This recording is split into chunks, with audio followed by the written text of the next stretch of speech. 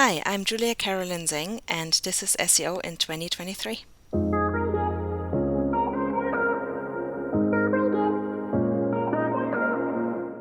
Julia, what's your number one SEO tip for 2023? My number one SEO tip for the coming year is to look more for intent when you create content. So not so much, this is my keyword, this is what I write. Really ask the question, what is the intent behind this keyword? What is somebody really trying to find out when they type a certain word into a search engine? Okay. So how do you go about defining what intent is? By looking at the search results. Looking at the search results, okay. So you don't rely on a software tool? Well, I do try to initially identify keywords. I use the standard tools. I'm not sure how many I'm allowed to mention now here in this context. You can mention anyone you want, absolutely, yeah. So Majestic, Ahrefs are usually my go-to tools, sometimes Keyword Planner. It depends on who the client is in the industry. And then I identify the keywords, but then I put them into Google to see, okay, what does Google bring up for this keyword? What really is the intent? What is the question that is behind this keyword? Because somebody typing a keyword in Google, in most cases, they're not looking for that particular word. There is a question that they want answered. And the search results can already give you a lot of information what your content should be about. You can look at the title text that are displayed there, the meta descriptions, any featured snippets, the people also ask boxes. All these are hints that Google is giving you as to what Google understands behind this keyword and thinks the best answer is for somebody searching with this particular word. And then you can get good ideas already what your content should be about to fulfill that intent, to answer the question. So the reason I ask about how you go about selecting that intent is some software tools will make a guess on what that intent is. But are you not a fan of that? Do you believe that manually doing it will be higher quality?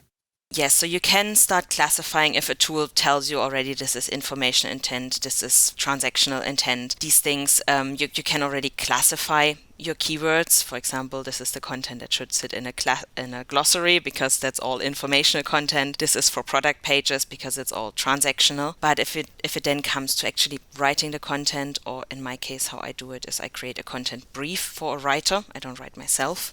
But when it comes to that stage, it is important to look at the actual search results to see what is the question here.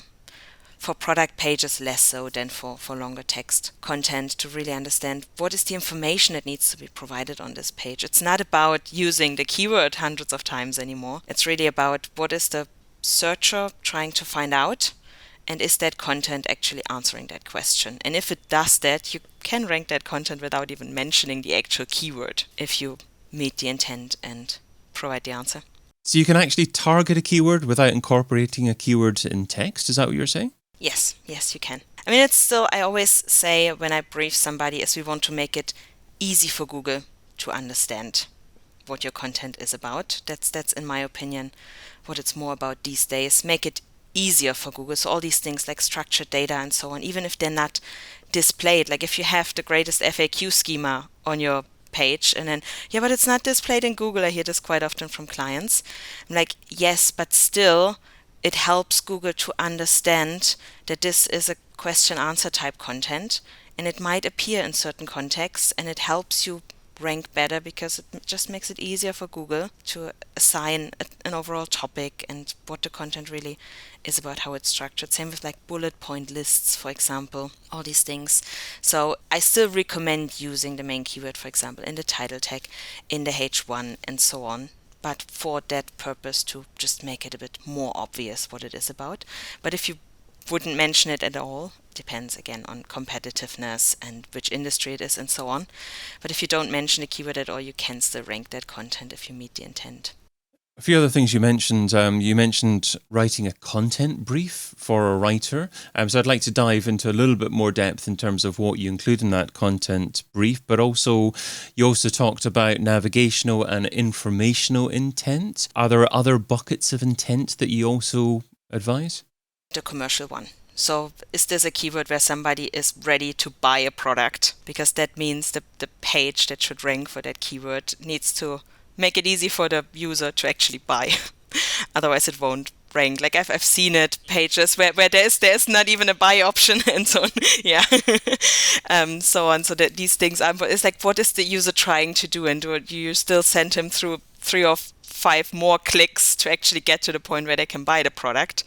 Or is this, here's a page, here's your product, this is the information, put it in your basket, and here's your checkout. So again, also for the user, it should be easy and straightforward. Yeah, I didn't want to completely mention standard types of intent because perhaps you may have a slightly different way of looking at it. There's also like a transactional as well, I guess, as well. Searchers intending to complete an action or purchase as well. What about this copy brief, this content brief? What do you incorporate in this to try to ensure that the content writer targets the correct intent? So I usually give a little summary in usually a bullet point list where I say these are the paragraphs that should be on the page, these are the things you should mention. Then I include something with like, we should have FAQs on this page, or if it's not necessary, then I don't mention it. I do this by looking at what comes up in the search results, what are the top ranking pages doing, what are the types of subtopics. I also give the writer usually keywords, but it's not just one keyword that I give them. I give them all the keywords that are kind of synonyms or that should be targeted on the page. So that could be a long tail keyword where the answer is just answered in one sentence or one short paragraph, where I say we can add this on this page because there is a thing like passage indexing now in Google, where Google pulls out one paragraph out of your content and displays that in Google, and when you click on it, it brings you directly to that paragraph. So we don't need to create a separate page for something that is answered in one sentence, so we can include this on a page where it fits in topically. So all these things I tell a writer in this brief. These are the paragraphs that should be there. Here are the keywords. Use them as inspiration, not so much as you have to use all these words on the page. I also give some competitor examples, so pages that are ranking for these keywords that I think are good examples for what I want the content to be. And then in the end, the content that this writer is creating is kind of a bit of a mix of what the top competitors are doing and something else where I think this could be useful here. This can be examples of images or graphs that somebody else has where I say, yeah, this is really useful here. Or if I already expect this piece of content to become quite long, then I tell a writer I want a table of contents at the top, at the beginning, early on, so that we can add these page jump links. Again, also this with passage indexing, it's not really necessary anymore for SEO, but I again think it makes it easier for Google to understand the structure and which passages to take out for passage indexing and all these things.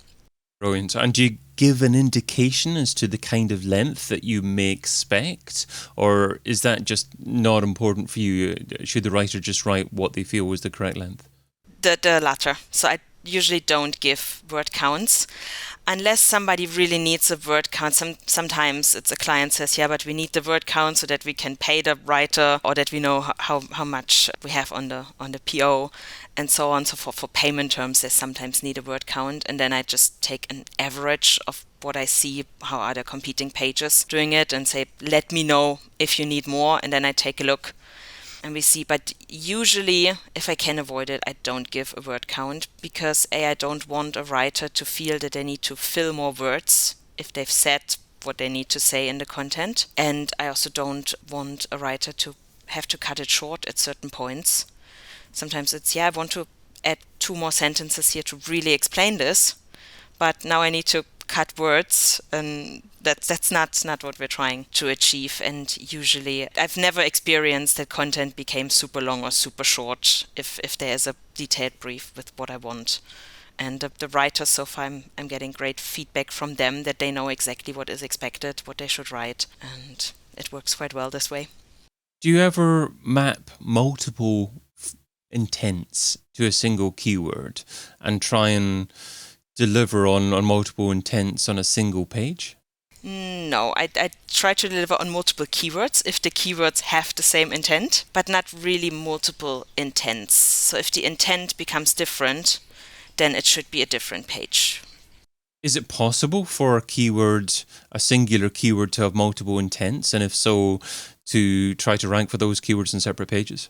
That happens as well, and this is a thing that comes up where I think in SEO we need to redefine how we define keyword cannibalization, because I sometimes see it with clients where they say, yeah, oh here I use this tool that tracks my rankings and I see constantly the pages swapping, and you mentioned this thing keyword cannibalization, is this what's happening here? And I'm like, it kind of is, but if you think about who is the person searching for that keyword, it could be in this circumstance, it could be in that circumstance. What are they really trying to find? And then it is actually sometimes a good thing that Google swaps out different pages just to match the intent in that case more, because the search engine, it's a bit people are concerned about data and so on, but Google knows so much about the individual that is searching that it knows where is this person, what is this person doing, what are their personal circumstances, what have they been searching for before. So if they now type in this question, they probably want to see something a bit more in depth or a different facet of a certain topic.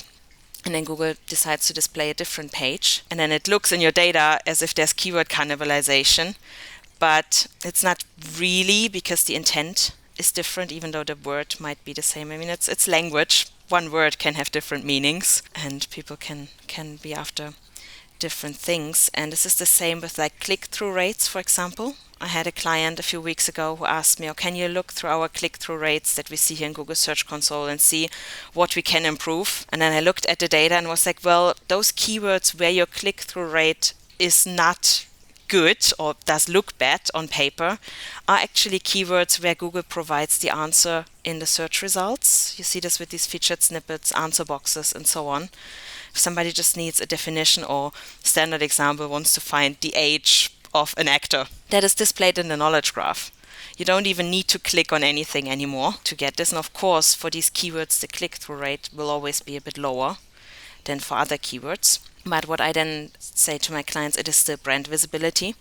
If you get that featured snippet, the reader or the user in front of that search engine will still notice, who is this person giving me here this answer, and it's displayed in small letters, and it's still a good thing. So it does not mean to not go after these keywords.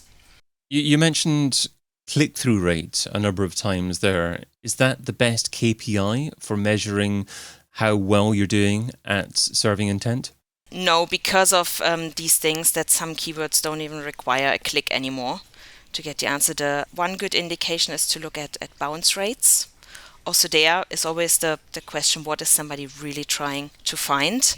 And then of course conversions, all these numbers together. So again, also when we're analyzing the data, we need to think about is, what was the reason, why did somebody come to the page? Of course, when I have a product page where I try to sell something, it's very obvious that the measurement should be, did I make the sale?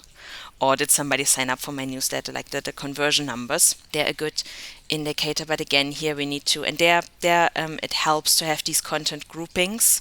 For example, everything that is informational, where I say this is my bucket of informational keywords. I have here, for example, a glossary on this website, and all this traffic is not intended to purchase anything. They're so early in the funnel that I just want to get them to my website. I want this brand visibility. Maybe I have a newsletter sign up here, maybe not.